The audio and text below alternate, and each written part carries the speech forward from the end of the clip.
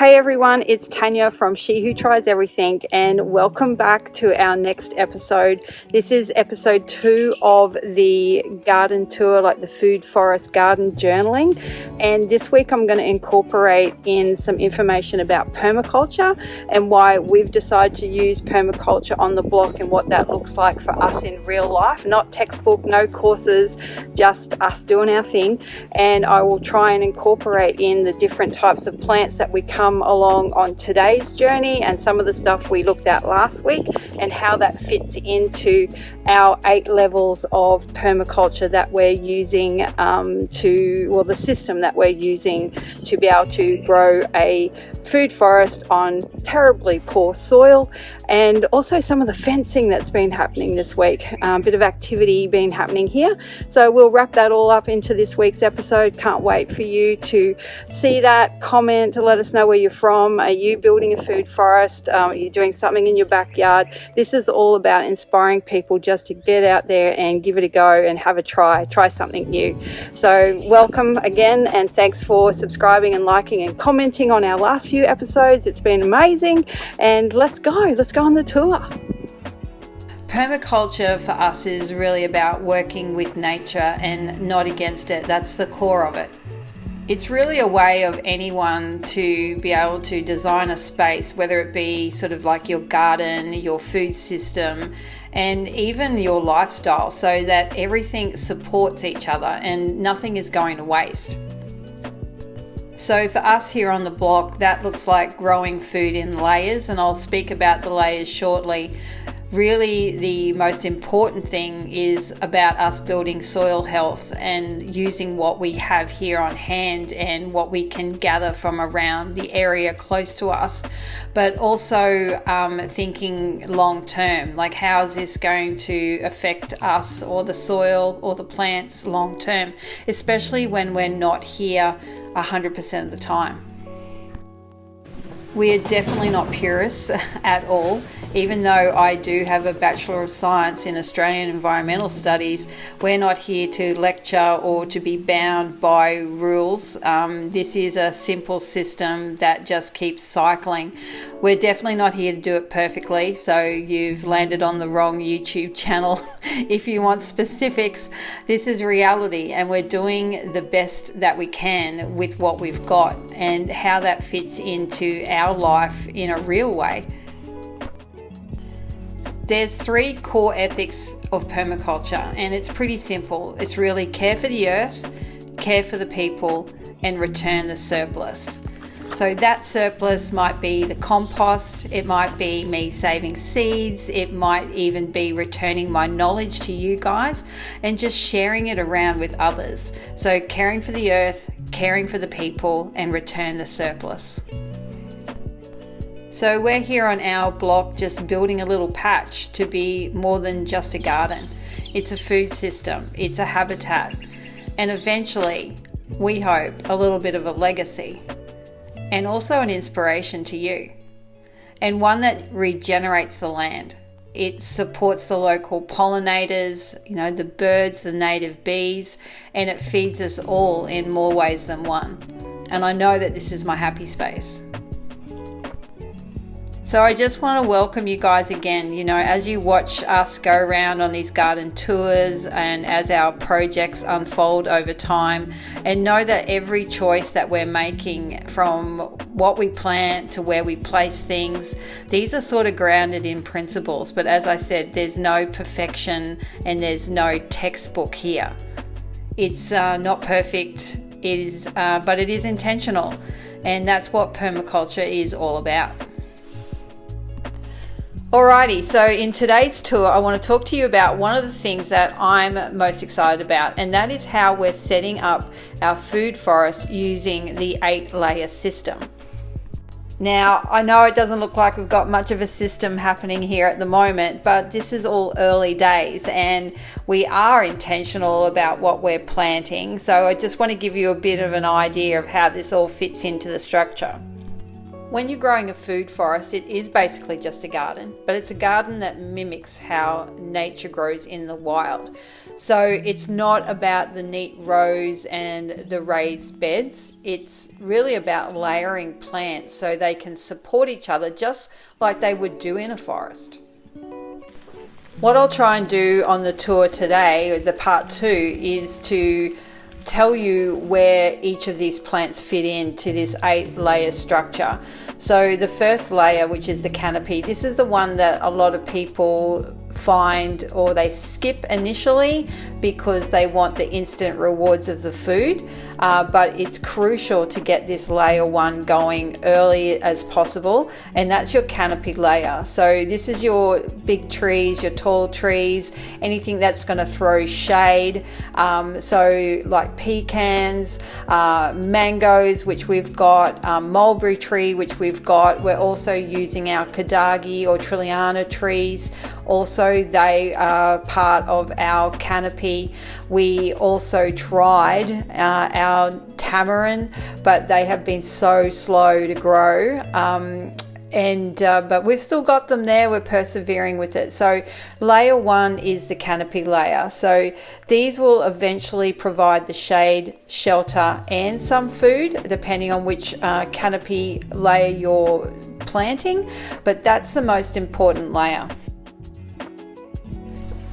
Layer 2 is the understory. So these are your smaller trees, like your fruit trees, like your citrus, which we've got, guava, sort of like your dwarf banana trees. So these are tucked underneath the canopy spots, and so they're getting some shade protection, they're getting a little bit of wind protection, and it's helping to create that next layer of life underneath that. So they're still providing food, but they've got a bit of protection as these canopy trees in layer 1 come up.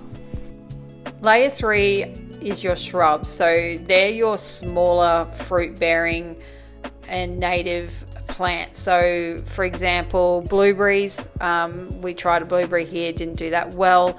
Rosellas, well, they grow wild here. Some native bush food, as you can see that we've started to, show you guys what we're planting from the native bush tucker plants. Now, so we're weaving those through. So these are the mid-level gaps for fruits, flowers, and increasing the biodiversity of the plants that we have. Level 4 is your herbs. Now this is exciting stuff for me because I've got big plans to make some different herbal teas, also to use things like the comfrey that we've got not only back into the garden but into some self-care products. So your level 4 is your medicinal and your culinary plants, so basil, mint, comfrey, lemongrass.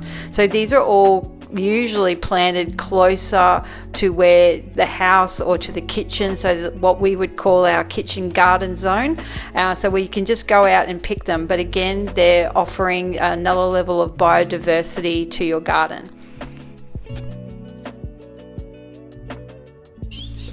Layer 5 is your ground covers. Now here, ground covers are also have been really important for us to try and establish, just because the soil is so poor and it gets so dry. So anything that can help retain the moisture in the soil is good for us. And sometimes we don't care if people class them as a weed.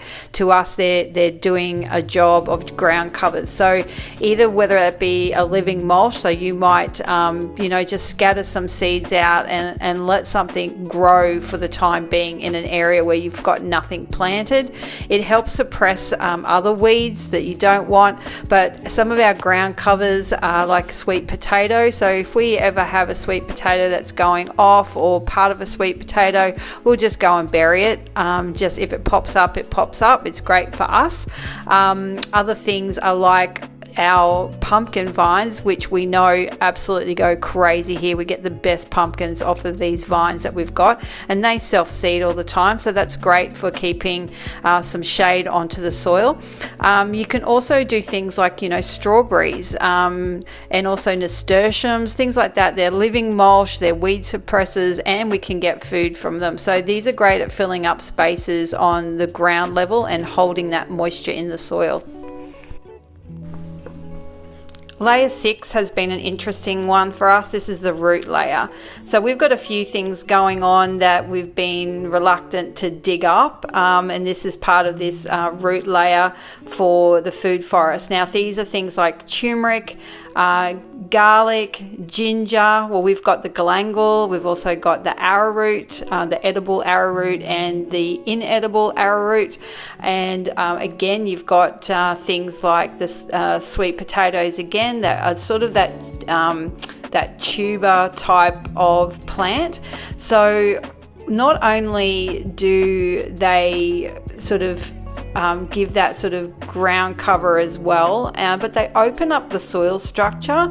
And for us having clay soil, anything that sort of can make an imprint into the soil where then moisture can go back into where that root came from or that tuber came from is great for us. We don't care if the vegetable or the root crop rots into the ground. Again, it's just creating mulch, it's creating organic matter, and that's another level of a food forest, is the level 6, which is the root layer.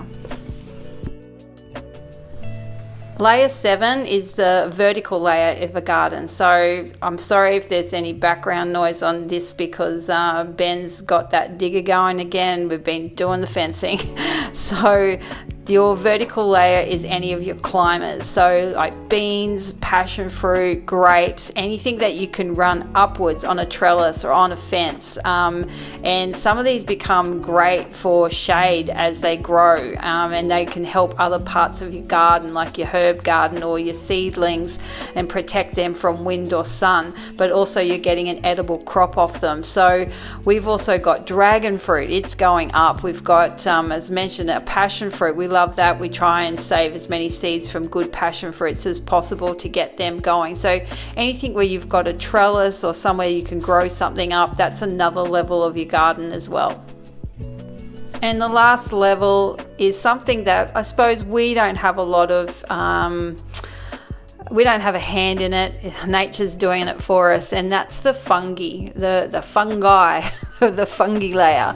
And it sometimes gets forgotten about, but this is when you know your system is working well. So the fact that we've got a lot of fallen logs, and as you can see, I love taking little videos of the different mushrooms and fungi that pops up on those logs as they're rotting and decaying, and it helps build the soil, because some of those logs, once they've been there for a few years, they start breaking down into soil matter.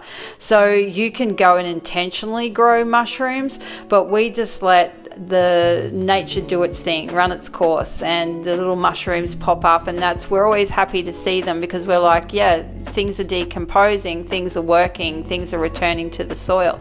So that's the beauty of a food forest. Everything's connected, it's always changing, and it's always going to get better over time.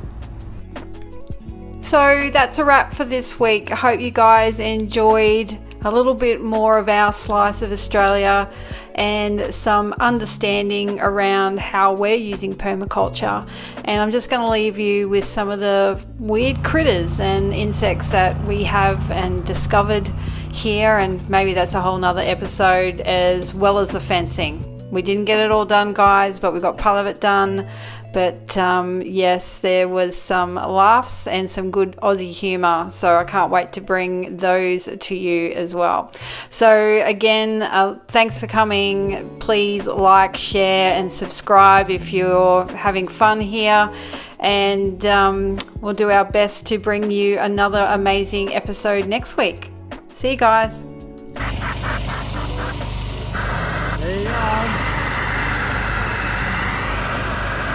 Oh my God! Woo!